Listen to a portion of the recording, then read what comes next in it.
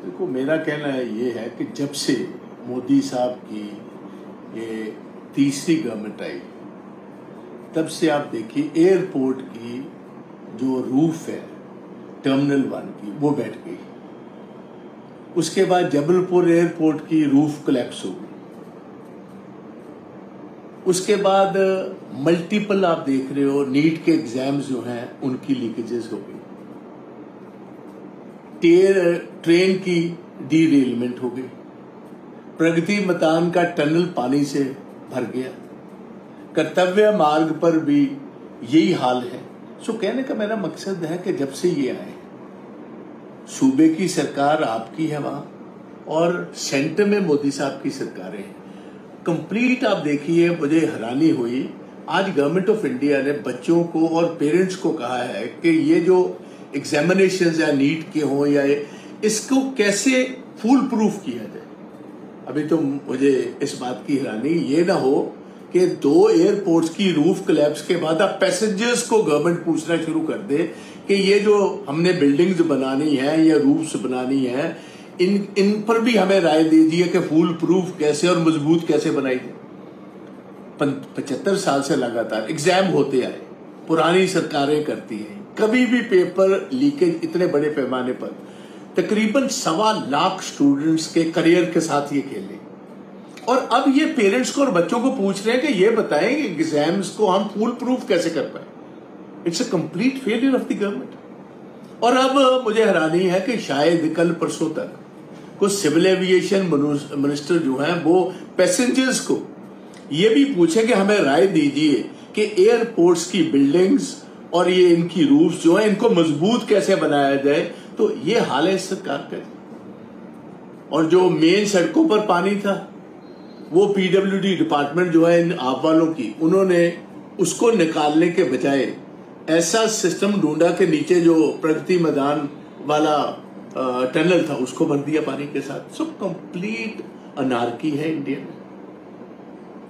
ना किसी को ऑपोजिशन को पार्लियामेंट में बात करने देते हैं। जब इनको कोई सवाल का जवाब पूछते हैं तो 2047 की बात 25 साल आगे की बता देते हैं, या इनको 50 साल पुरानी बात को याद आ जाती है।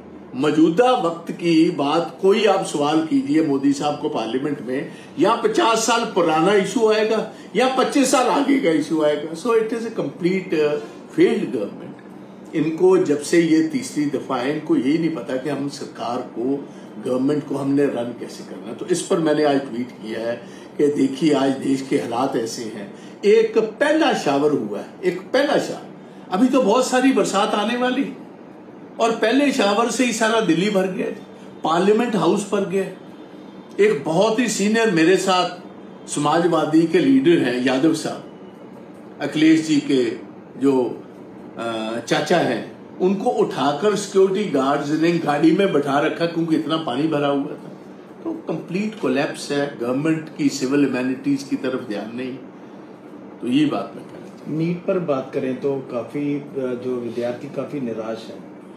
नहीं, निराश क्यों ना हो जाए। नौजवान बच्चों के करियर का सवाल है और इतनी मेहनत, रात दिन की मेहनत करते हैं। आप बच्चे ही नहीं करते, उनके पेरेंट्स आप देखिए कितना पैसा खर्च किया जाता है, ट्यूशंस पर कितना खर्चा होता है, मेंटल स्ट्रेस कितना है बच्चों पर। उससे ज्यादा मेंटल स्ट्रेस बच्चों की मदर्स और फादर्स पर है, उनके करियर के सवाल।